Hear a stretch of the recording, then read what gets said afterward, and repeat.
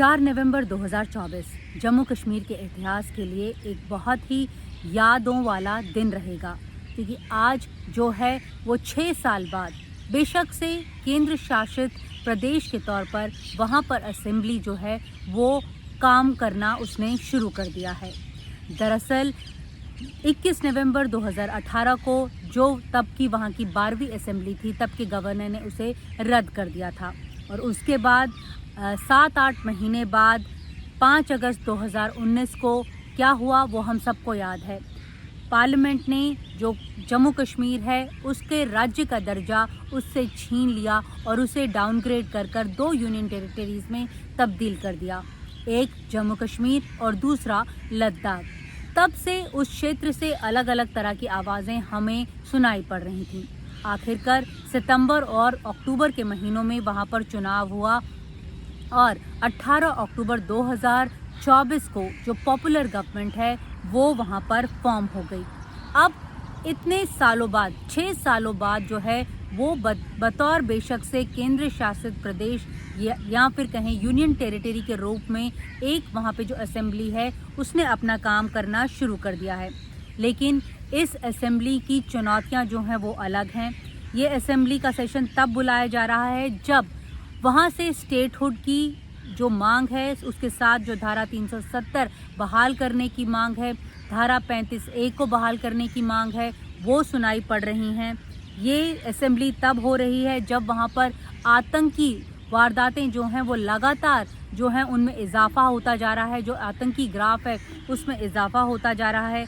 ये असेंबली का सेशन तब हो रहा है जब लेफ्टिनेंट गवर्नर और वहाँ की जो पॉपुलर सरकार है उसके जो रिश्ते हैं वो बड़े नाजुक से हैं और ये कहें कि दोनों जो हैं वो एक रुख से चलने में अभी जो हिचकिचा रहे हैं। बेशक से आज लेफ्टिनेंट गवर्नर मनोज सिन्हा की तरफ से एक बहुत बड़ा बयान जो आया है, राज्य के दर्जा को बहाल करने का जो एक उनकी तरफ से बयान आया है, ये एक खुशखबरी है जम्मू कश्मीर के आवाम के लिए।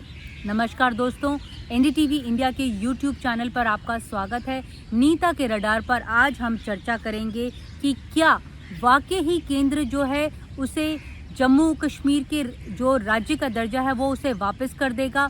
क्या जो नवंबर में पार्लियामेंट सेशन कन्वीन होने वाला है तब वो यहाँ पर वो बिल लेकर आएगा और जो उस इलाके की मांग है कि उसके राज्य का दर्जा जो है बहाल किया जाना चाहिए वो दोबारा से उसे बहाल किया जाएगा। तो इस सब के ऊपर हम चर्चा करेंगे और साथ में ये भी चर्चा करेंगे कि राज्य के दर्जे की जो मांग बार बार उठ रही है अलग अलग क्वार्टर से, अलग अलग पॉलिटिकल पार्टी से, अलग अलग सेगमेंट्स ऑफ सोसाइटी से, उसका क्या रिश्ता है वहाँ पे हो रहे आतंकी हमलों के साथ। और इस सब में जो लेफ्टिनेंट गवर्नर मनोज सिन्हा है उनका क्या रोल है, उनके ऊपर क्यों उंगलियां उठाई जा रही हैं और क्या एफर्ट्स वो करेंगे आने वाले दिनों में, क्योंकि आज उन्होंने असेंबली में बोला है कि वो अपनी तरफ से पूरी कोशिश करेंगे कि जो राज्य का दर्जा है उसे बहाल किया जाए, जो कॉन्स्टिट्यूशनल सेफगार्ड्स हैं एक स्टेट के वो दोबारा से बहाल किया जाए। तो वो क्या क्या एफर्ट्स करेंगे, तो इन सभी मुद्दों के ऊपर आज हम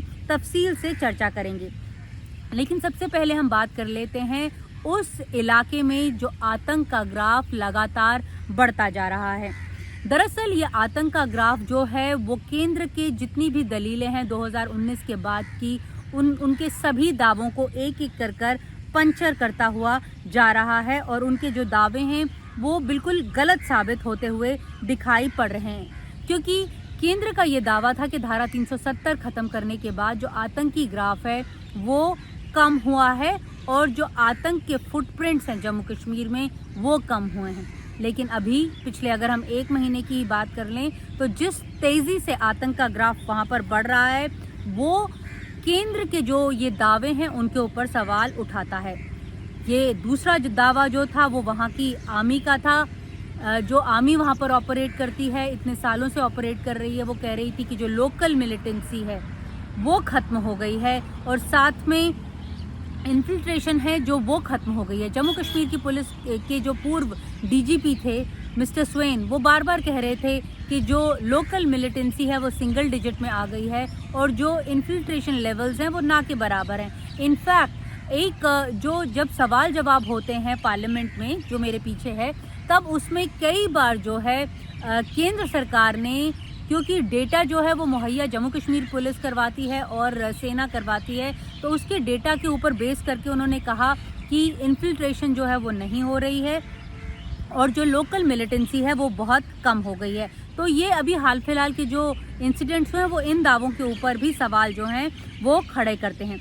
सबसे पहले हम बात कर लेते हैं यहाँ पर गांदरबल में जो इंसिडेंट हुआ था, क्योंकि वो बहुत ही एक अलग तरह का इंसिडेंट था, क्योंकि तब नॉन लोकल्स को टारगेट किया गया था। नॉन लोकल्स को इसलिए टारगेट किया गया था ताकि वो वहाँ से चले जाएं, क्योंकि वहाँ पर ऑल वेदर जो एक टनल बन रहा है वो एक स्ट्रैटेजिक लोकेशन पर बन रहा है, उसे वो ना बने, इसे लेकर ये अटैक जो है वो करवाया गया था। तो जो दावा था कि क्योंकि जब वो अटैक हुआ तो उसमें एक शख्स जिसकी बार बार तस्वीर हम दिखा रहे हैं, उसका नाम है जुनैद अहमद भट्ट। दरअसल वो कुलगाम का रहने वाला है। 2022 जुलाई में वो वहाँ से गायब हो गया कुलगाम से। उसके बाद 1 साल बाद वो यहाँ पर दिखाई पड़ा जब जो गांदरबल में हमला हुआ, वो भी बंदूक ले हुए। तो ये दावा कि लोकल मिलिटेंसी खत्म हो गई है, तो इसी के ऊपर खुद जुनैद अहमद भट्ट जिनकी तस्वीर दिखाई पड़ी, वो सवाल जो हैं वो उठाई पड़ते हैं। दूसरी तरफ जो आर्मी बार बार कहती रहती थी कि इन्फिल्ट्रेशन जो है वो ख़त्म हो गया है। जो अभी अनंतनाग में जो एक इनकाउंटर हुआ उसमें अरबाज और जाहिद नाम का 2 आतंकी जो हैं वो मारे गए। आर्मी का कहना है कि वो लश्कर-ए-तैयबा के हैं, लेकिन जो उसके बाद एक स्टेटमेंट आया आर्मी की तरफ से वो बड़ा दिलचस्प था।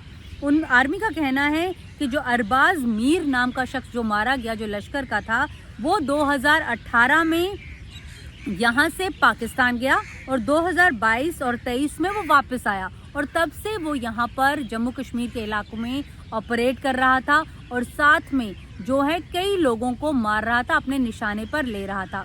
लेकिन सवाल यहाँ पर उठ रहे हैं कि जब आर्मी कह रही थी कि इन्फिल्ट्रेशन नहीं हो रही, तो ये शख्स जो अरबाज मीर है वो एक केस इन पॉइंट है, जिससे पता चलता है कि ना सिर्फ एक्सफिल्ट्रेशन यानी यहाँ से पाकिस्तान जाने का और पाकिस्तान से वापस आने का रास्ता जो था वो खुला हुआ था और आर्मी जो है वो ये खोखले दावे कर रही थी। साथ में अभी जो एक इंसिडेंट हुआ है खान्यार वाला इंसिडेंट भी बहुत ही चिंताजनक है, क्योंकि उसमें 2 मिलिटेंट्स जो थे उनके ट्रैप होने की खबर जो थी वो बताई जा रही थी। हालांकि आर्मी और पुलिस का ये कहना है कि वहाँ पर उन्हें एक बड़ी कामयाबी मिली, क्योंकि उस्मान खान नाम का जो एक शख्स है लश्कर-ए-तैयबा का, वो पाकिस्तानी है, उसे मार गिराया गया। लेकिन सवाल यहाँ पर ये उठ रहा है कि ये जो शख्स था वो रह कहाँ रहा था। खानियार क्योंकि एक डेंसली पॉपुलेटेड एरिया है, डाउनटाउन का एरिया है, सेंट्रल कश्मीर का ये एरिया है और बुलेवार्ड रोड से चंद किलोमीटर दूर है। यहाँ पर अब तफ्तीश में सामने आया है कि ये जहाँ पर ये जो आतंकी था उस्मान खान, वो जहाँ पे रह रहा था, दरअसल वो जगह थी एक कॉन्ट्रैक्टर मसूद शाह की। मसूद शाह ने उस्मान को किराए पर दी हुई थी और छुपने के लिए दी हुई थी। और ये मसूद शाह है कौन? अब तफ्तीश में ये सामने आ रहा है कि वो अफशाक शाह का भाई है। वो अफशाक शाह जिसने 15 कोर हेडक्वार्टर्स के बाहर अपने आप को एक फिदाइन के हमले के रूप में अपने आप को एक्सप्लोड कर लिया था, वो भी 2 दशक पहले। और अब उसी के भाई ने यानी मसूद शाह ने उस्मान खान, जो अगेन लश्कर का एक ऑपरेटिव है, उसे ये जगह दी थी। तो ये जो दूसरा नैरेटिव था कि एक सेपरेटिज्म जो है वो खत्म हो गया है, लोग जो हैं आतंकियों को पनाह नहीं दे रहे हैं, लोकल जो हैं वो आतंकियों की मदद नहीं कर रहे हैं, ये दावा भी जो है वो खारिज हुआ, क्योंकि जब ये उस्मान खान मारा गया। दूसरी बड़ी एक चिंता की बात थी खान्यार में, क्योंकि ये बताया जा रहा था कि 2 आतंकी वहाँ पर ट्रैप्ड हैं, लेकिन क्योंकि जो दूसरा आतंकी बताया जा रहा था वो इंटेलिजेंस के मुताबिक हो सकता था कि वो जुनैद अहमद भट्ट हो, लेकिन इतना टाइट कॉर्डन लगाने के बावजूद भी अगर वो जुनैद अहमद भट्ट था या फिर कोई भी दूसरा आतंकी था, वो इनकी गिरफ्त में नहीं आया। तो ये भी अपने आप में एक हैरान करने वाली बात है कि किस तरह से वो वहाँ से स्लिप हो गया। तो एक इन्फिल्ट्रेशन और साथ में लोकल मिलिटेंसी, इन दोनों ही दावों को ये जो 2-3 इंसिडेंट्स हैं वो खारिज करते हैं। तीसरा बड़ा केस जो है वो बोटा पथरी का है। बोटा पथरी जो गुलमर्ग के पास है, वहाँ पर टूरिज़्म के लिहाज से वो बहुत ही इम्पोर्टेंट है। और ये वाला जो सीज़न है वो टूरिज़्म का ही सीज़न है, क्योंकि लोग वहाँ पर स्की करने जाते हैं। नेचर लवर्स जो हैं वो वहाँ पर लंबी लंबी वॉक्स, नेचर वॉक्स करने के लिए जाते हैं। तो वहाँ पर भी जो है अटैक हुआ, आर्मी के कॉन्वॉय पर अटैक हुआ और 2 जो गाइड्स हैं वो मारे गए। तो ये किस तरह से आतंकी जो हैं वो ना सिर्फ छुप रहे हैं रिहायशी इलाकों में, आर्मी को टारगेट कर रहे हैं, लोकल मिलिटेंसी बढ़ रही है। तो ये तमाम तरह के जो दावे किए जा रहे थे केंद्र द्वारा कि 370 खत्म होने के बाद और यूटी बनाने के बाद ये सब कुछ अच्छा हो गया है, ये सभी जो है अब ये सवाल ये अभी हाल फिलहाल के जो पिछले 2 हफ्ते के इनकाउंटर्स हैं वो उठा रहे हैं। और कल जो एक वहाँ पर एक अटैक हुआ, ग्रेनेड अटैक हुआ, वहाँ पर जो टीआरसी है वहाँ पर अटैक हुआ। टीआरसी वो इलाका है जहाँ पर अगर कोई भी टूरिस्ट वहाँ पर जाता है तो टैक्सी या जो भी गाड़ी लेता है आगे जाने के लिए तो टीआरसी से लेता है। वो इलाका बहुत ही वीवीआईपी इलाका है, क्योंकि उसके पास दूरदर्शन भी है, उसके पास ऑल इंडिया रेडियो भी है, सरकारी दफ्तर भी बहुत सारे हैं वहाँ पर। वहाँ पर जो ये है वो अटैक हुआ, एक आतंकी ने वहाँ पर ग्रेनेड फेंका। तो यहाँ पर ये सवाल उठाए जा रहे हैं कि जो सिविलियंस हैं उनको भी आतंकी जो है वो टारगेट कर रहे हैं। पहले तो सिर्फ आर्मी वालों को कर रहे थे, लेकिन अब लोकल्स सिविलियंस को भी टारगेट कर रहे हैं। तो नॉन लोकल्स को टारगेट किया, आर्मी वालों को टारगेट किया और अब सिविलियंस को भी टारगेट किया। यहाँ पर एक और जो दिलचस्प इन्वेस्टिगेशन का एक पहलू है जो वहाँ के ऑफिसर्स बता रहे हैं। उनका कहना है कि वहाँ पर दरअसल जो रिक्रूटमेंट ड्राइव है आतंकियों की वो वहाँ पर अभी बेधड़क जो है वो चल रही है और लोग जो हैं वो रिक्रूट करने के लिए इनफैक्ट पैसे भी दे रहे हैं। तो ये भी बोला जा रहा है कि जो टीआरसी का हमला हुआ था, ग्रेनेड अटैक जो हुआ था, लोग अपनी कैपेबिलिटी दिखा रहे हैं कि हम इस तरह का अटैक करने में सक्षम हैं, आप हमें बड़ा वेपन दीजिए। तो ये भी एक मामला जो है वो तफ्तीश किया जा रहा है। साथ में ये सब वहाँ पर हो रहा है। आर्मी का कहना है कि जो एलओसी है उसके आसपास ऑलरेडी 50 के आसपास जो फॉरेन हार्डकोर ट्रेंड टेररिस्ट हैं वो बैठे हुए हैं इन्फिल्ट्रेट करने के लिए। उन्होंने अपने कई कमांडर से बातचीत की है, लोकल मिलिटेंट्स को वो एक्टिवेट कर चुके हैं, उनके पास वेपनरी भी है, क्योंकि अभी हाल फिलहाल में जितने भी इनकाउंटर्स हुए हैं उनके पास बहुत ही सोफिस्टिकेटेड वेपन्स जो हैं वो मिले हैं, जिनमें MP4 असॉल्ट राइफल भी शामिल है। यहाँ पर जहाँ पर आतंक का ग्राफ लगातार बढ़ता जा रहा है और अखनूर हो, चाहे खान्यार हो, चाहे बोटा पथरी हो, चाहे गांदरबल हो, सारे थिएटर्स जो हैं वो अभी पाकिस्तान जो है वो एक्टिव कर चुका है। तो ऐसे में जो नेशनल कॉन्फ्रेंस के प्रेसिडेंट हैं मिस्टर फारूक अब्दुल्ला, उन्होंने ये सवाल उठाया कि आखिर क्यों 18 अक्टूबर जब उनके पॉपुलर सरकार वहाँ पर काबिज हुई उसके बाद इस तरह के अटैक्स क्यों बढ़ गए हैं। उनका ये कहना है कि इन आतंकियों को मारा नहीं जाना चाहिए बल्कि जिंदा पकड़ा जाना चाहिए, ताकि वो ये लोग बता सकें कि इनके पीछे कौन है और कौन ये लोग जो हैं इस तरह की वारदातें करवा रहे हैं। क्या वहाँ की पॉपुलर सरकार को डिस्टेबलाइज करने के लिए ये सारी कार्रवाई की जा रही है। तो इस तरह की जो सिनिस्टर बातें हैं वो भी वहाँ पर होनी शुरू हो गई हैं। अब सिक्योरिटी अपैरेटस की बात करते हैं। दरअसल सिक्योरिटी अपैरेटस में वहाँ के लेफ्टिनेंट गवर्नर मनोज सिन्हा जो हैं वो बहुत ही क्रूशल रोल जो हैं वो निभाते हैं। दरअसल जो मनोज सिन्हा हैं उनकी चेयरमैनशिप कह लें या फिर उनकी लीडरशिप के तहत ही वहाँ पे UHQ जो है वो चलता है। यूनाइटेड हेडक्वार्टर्स जो UHQ है वो चलता है, जिसके तहत पुलिस, आर्मी और जितनी भी एजेंसीज जो वहाँ पर काम कर रही हैं वो उनके अंदर ऑपरेट होती हैं, जो है उन्हें बताती हैं और उनके अंदर वो काम करती हैं उस इलाके में। तो जब भी इस तरह का कोई वारदात होता है, हाई लेवल मीटिंग्स होती हैं। मीटिंग्स में ये सलाह ली जाती है कि LOC और इंटरनेशनल बॉर्डर में आपकी तैनाती जो है वो और ज़्यादा की जाए, ताकि इन्फिल्ट्रेशन जो है वो ना इंटरनेशनल बॉर्डर की तरफ से हो सके और ना ही LOC की तरफ से हो। लेकिन ये वाला जो एक बात है वो भी गलत साबित हुई, क्योंकि अखनूर के इंसिडेंट ने बता दिया कि वहाँ से भी इन्फिल्ट्रेशन हो रही है जम्मू के इलाके से।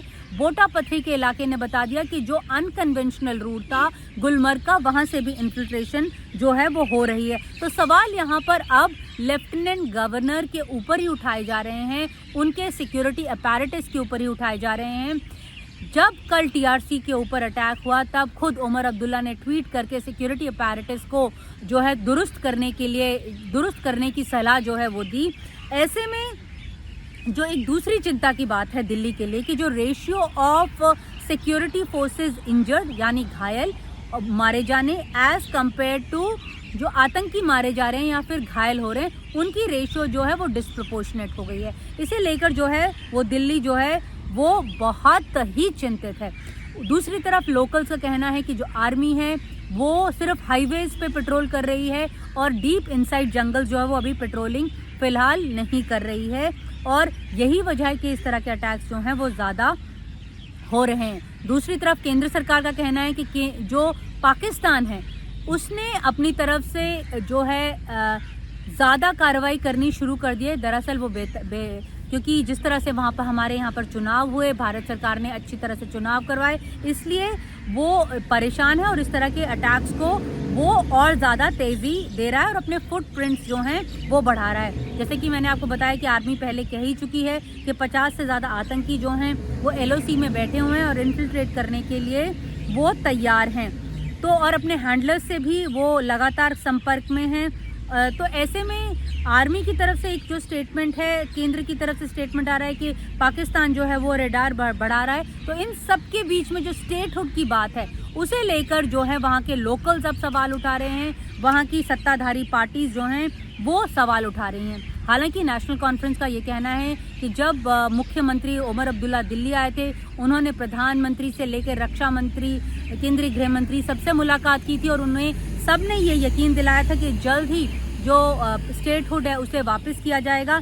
इस बीच आज जो पहला दिन था असेंबली का, PDP के जो MLA हैं पुलवामा से जो चुन के आए हैं वाहिद परा, उन्होंने 370 धारा को लेकर एक रेजोल्यूशन जो है वो वहाँ पर मूव भी कर दिया। इसे लेकर भी अब जो है पूरी जो सियासत है वहाँ पर हो रही है।